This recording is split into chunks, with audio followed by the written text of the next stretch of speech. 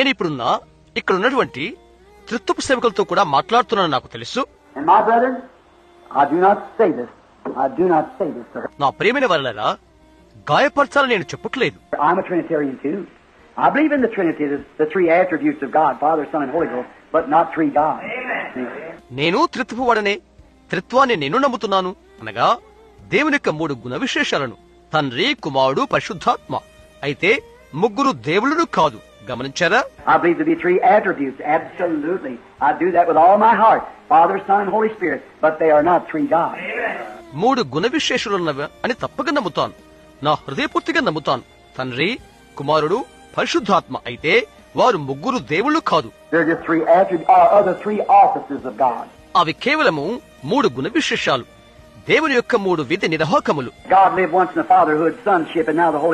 దేవుడు ఒకప్పుడు తండ్రిలోను కుమారులోను నివసించాడు. ఇప్పుడు పరిశుద్ధాత్మలో నివసిస్తున్నాడు. ఒక్క దేవుడే 3 విధాలైన విధి నిర్వాహకములో ఉంటున్నాడు. తండ్రి, కుమారుడు, పరిశుద్ధాత్మ అది దేవుని యొక్క నామము కాదు. దేవునికి ఒక పేరు ఉన్నది. ఆయన పేరు యేసు.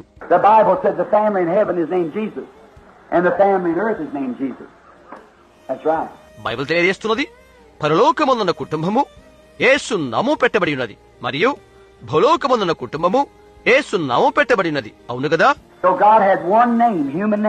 కాబట్టి దేవునికి ఒక పేరు ఉన్నది, మానవ పేరు.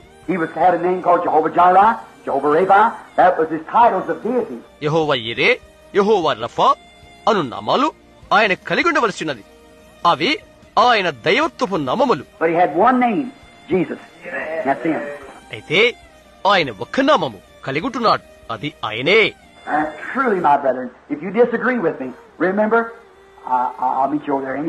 నిజంగా సహోదరులారా, మీరు నాతో అంగీకరించకపోయినట్లయితే గుర్తుంచుకోనండి, నేను అక్కడ మిమ్మల్ని కలుసుకుంటాను ఎలాగైనా. చూశారా, నేను ఇక్కడ మీతో ఉంటాను. దేవుడు మిమ్మల్ని దీవించును గాక. నేను మిమ్మల్ని ప్రేమిస్తున్నాను.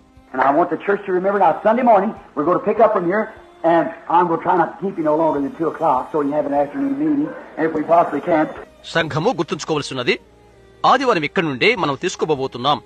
2 గంటల కంటే ఎక్కువ మిమ్మల్ని ఉంచుకున్నట్లు ప్రయత్నం చేస్తాను. తద్వారా మధ్యాహ్నం కూటం మీకు ఉండగలుగుతుంది సాధ్యమైతే. ఈ రాత్రి 10:30కి ఎలాగో అలాగే చేసినట్లయితే నన్ను క్షమిస్తారా మీరు? స్నేహితులారా, ఎంతో సమయం మనకు లేదు. ప్రియులారా, ప్రియులారా అని నేను మిమ్మల్ని పిలుస్తున్నాను, ఎందుకంటే మీరు వారే కనుక. మీరు నా ప్రియతమమైన వారు. ఎందుకో తెలుసా? ఇక్కడ లేఖనం ఉన్నది.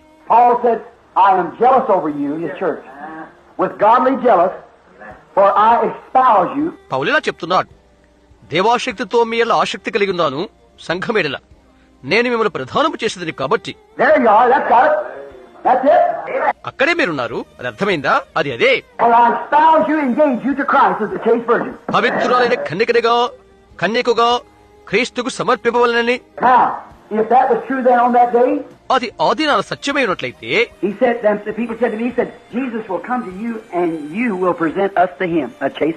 అతను చెప్తున్నాడు, ప్రజలు నాతో చెప్తారు, యేసు వస్తాడు, పవిత్రురాలైన కన్యకగా నీవు ఆయనకు సమర్పణ చేస్తావు. నీవు వారికి ప్రకటించిన వాక్యము ద్వారా వారికి తీర్పు తీరుస్తావు.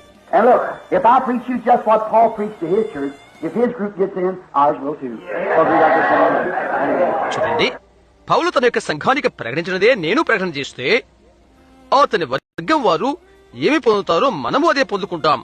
ఎందుకంటే మనకు అదే ఉన్నది కాబట్టి. ఆమేన్. దేవుని దీవించుడుగా చెప్తూ తల్ల వంచుకుందాం మనం.